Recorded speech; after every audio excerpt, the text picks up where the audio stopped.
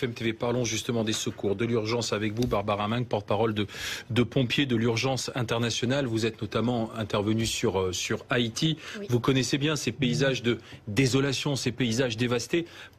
Comment est-ce qu'on s'organise? Quelles sont les priorités quand on pose le pied sur les îles, sur des endroits comme ça qui ont été complètement balayés?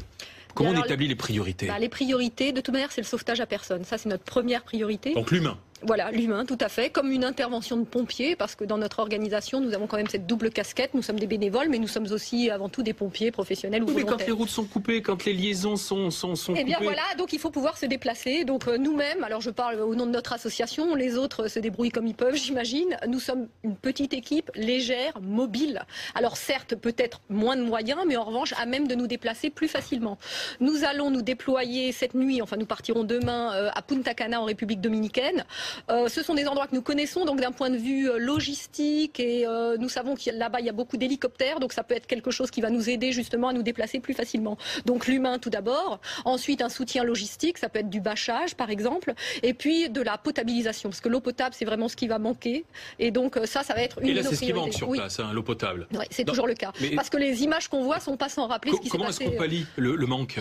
Eh bien, comment est-ce qu'on fait justement? Eh bien, alors nous, on va intervenir en amenant avec nous une station de potabilisation, et à partir de ça, on va pouvoir fournir très très vite de l'eau potable à la population. Et ça va recréer, non seulement déjà ça va leur donner de l'eau évidemment, mais ça recrée aussi un lien, parce que dès lors où la population peut à nouveau avoir de l'eau, elle est amenée à se rencontrer en venant chercher cette eau potable, se sent également accompagnée par les secours, et après on peut passer à la phase suivante, on va dire. Oui, mais on est obligé de bidouiller aussi quand, passez-moi l'expression, mais quand on sait que l'électricité est à terre, que les réseaux de télécom sont interrompus, il faut faire avec les moyens du bord, Jean-Louis Caffier. La grosse difficulté d'un ouragan de ce type, c'est qu'on a en fait 3 catastrophes en une.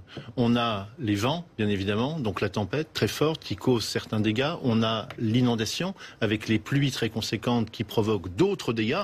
Et puis on a en fait un tsunami avec ces vagues qui, on le voit sur ces images, transportent des bateaux et les jettent dans les rues, des voitures aussi, et créent d'autres dégâts. Donc il faut tout faire en même temps, rétablir les réseaux aériens, les réseaux souterrains pour l'eau, les réseaux de communication avec les voitures, les camions, les véhicules de secours. C'est ça qui rend la préparation des opérations très longue, très compliquée et très dangereuse aussi. Parce que les arbres abattus, les maisons à moitié écroulées, ça présente beaucoup de dangers pour ceux qui tentent de les traiter. Et finalement, on en revient au bon vieux bouche à oreille, pardonnez-moi, mais ce sont les témoignages répercutés des habitants qui pallient l'absence du téléphone portable ou de réseau de communication. Et donc c'est avec le témoignage des habitants qu'on arrive à savoir quels sont les endroits où on doit intervenir le plus rapidement. À toute manière, lorsqu'il est question déjà de secours à personne, nous on fonctionne avec les témoignages. On va nous dire dans cette maison-là il y avait 4 personnes, on ne les a pas revues, et ça va être le point de départ de notre intervention de toute façon. Pouvoir aller confirmer qu'effectivement il y a des personnes coincées à l'intérieur, et à partir de cela on va intervenir. Donc les témoignages, oui, et avant même d'être partis, avant même de s'être déployés,